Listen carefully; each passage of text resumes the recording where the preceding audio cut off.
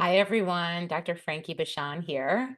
And I'm so happy to be here with you all on this holiday week. July 4th is tomorrow. And I hope that you all have something fun to do.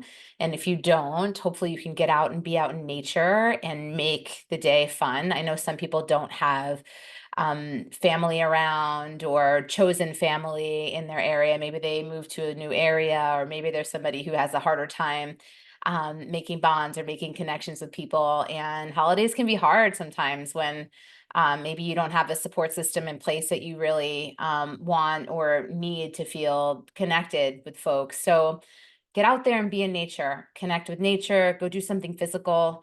I know for me, being physical on a daily basis brings me so much joy, and I feel connected to my body, and I feel the endorphins and the adrenaline, and it keeps me energized and really positive, and yeah, maintaining a positive outlook. And so I want to encourage you to do something that makes you happy and brings you joy. And for those of you that are new to my channel, I'm a clinical psychologist, a board certified sex therapist, and also the CEO of Little Gay Book and Little Black Book Matchmaking. If you're single and you're out there trying to date and find somebody really special, but you're spinning your wheels and you're on the dating apps, or maybe you're so sick of the dating apps, you're not even on them anymore, but you're really still wanting to find a companion to travel with and get out in nature with and things like that, get onto our website and complete a free confidential profile. And if you are interested in being proactive and actually hiring us to search and screen and coordinate dates for you and find quality matches for you, then reach out to us and feel free. We are available to answer your questions. I know lots of people don't know a ton about matchmaking. Now it's kind of part of mainstream media with Netflix shows like Jewish Matchmaker and Indian Matchmaker, but still there's a lot of people that don't realize that actually there are plenty of matchmakers in the world that are doing similar to work to what we do. So if you're queer, get into our network at littlegaybook.com. And if you're straight, go to littleblackbookmatchmaking.com and subscribe to my channel. If you're enjoying what I talk about here, it's really just everything around relationships and dating and romance and connection and that sort of thing. And I know sometimes people get frustrated that I'm kind of looking at a script, but I only have so many hours in a day. And I wish I could just off the top remember all the details that I want to cover in my talks. They're full of tips and suggestions and things like that. And if I just go off the cuff without following a script, I'm going to miss stuff. And I don't want to do that. I want to give you everything I possibly can, so that you can consider the tools, apply the tools, try some, maybe some don't work as well. You can try others and so on. I also, at all of my talks, the written version are on my blog online. So you certainly can find that too. It's both on Little Black Book Matchmaking and littlegaybook.com. So if listening to it isn't working for you, then you can definitely read it. Or you can subscribe to our newsletter and you can get it once a week. My talk gets shared via email. So have any questions, post below, subscribe to all notifications by clicking the little bell below. And I look forward to being here with you next week. Every Thursday, a new video gets released. And I also have a podcast called Love, Laughs, and Lessons, where we interview someone really interesting and fun every week. So that gets released weekly as well. So I'm going to jump into today's material, what I want to cover, and we're going to talk about how to date a queer person who's not out yet. LGBT couples face a range of challenges that straight couples don't. And one of them is the fact that being in the relationship at all involves a vulnerable and sometimes materially risky project of personal reckoning first. There are plenty of reasons why we may meet someone we're crazy about before we've gone through the tricky social and logistical processes of coming out in all areas of our lives. But having a relationship with one foot in the closet can be hard on all parties involved. It's difficult to feel like a secret in any part of your partner's life, and it makes the logistics of sharing a life really tricky. Here's what I recommend if you're dating someone who's not all the way out. Check in with how you feel about visibility. Discussions of coming out and what it signifies can bring up strong emotions for everyone involved. It may push buttons related to your coming out or what it felt like the years prior when you were in the closet. It may bring up feelings of resentment. I did the hard thing and came out. Why can't they? The prospect of a partner who's not out may also bring up feelings around significance or the relationship's future. You may feel that if you were really important to this person, they would come out for your sake. It may feel like they've already decided this relationship can't really go anywhere.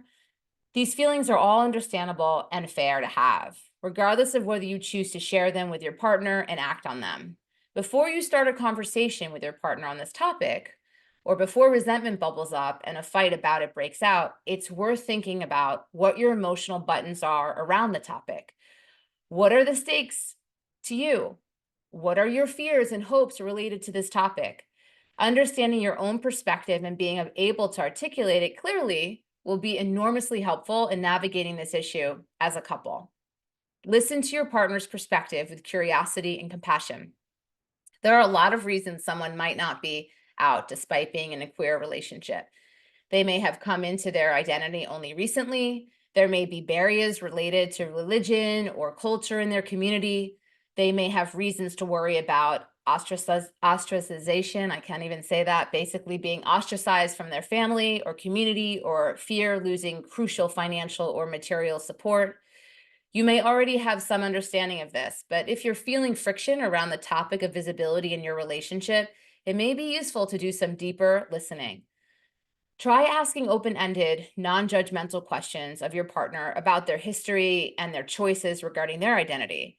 What does the idea of coming out mean to them? What does the prospect of staying in the closet mean to them? How do they see the future of their identity? What are their hopes and fears around this topic? You may learn something you didn't know about your partner's thoughts on coming out. Maybe their motivations are more complex than you were aware of, or their feelings on the subject may have changed since you last spoke about it. It's fair to also ask how they see this impacting your relationship in the future. Like, how do they feel about navigating future relationship milestones, like moving in or potentially having kids? Hopefully, your partner wants to hear your thoughts on this as well, right? Actively listening to your partner's thoughts on this with a minimum of weighing in or trying to change their mind can help you approach this issue with equanimity and compassion for the both of you. Talk about your needs and consider your boundaries. In this and in all things, the reality is that you can't control someone else's behavior. You really can only control your own. It can be genuinely difficult to be in a same-sex relationship in which any member of the relationship are actually in the closet. At the same time, coaxing or giving ultimatums to your partner to change this state of affairs isn't likely to improve your relationship at all. It's going to just make it more tense and stressful. Returning to your own interior experience and priorities, think back to what the idea of a closeted relationship means to you. What specific kind of friction is it causing you individually, personally? Is the core issue feeling hidden or secret in your partner's life? Is it a feeling of being unimportant or uncommitted to? Is it triggering internalized homophobia within you? Being able to name these experiences and sharing them with your partner can help you both address them directly. Even if it's not possible for your partner to come out right now, is there a way they can make you feel more honored, more valued, or more seen in your relationship to alleviate the hurt you're feeling? The biggest factor in your partner eventually feeling comfortable coming out may be receiving more support from you. Talking through the reasons why they haven't come out yet. Are there ways to address any of their concerns?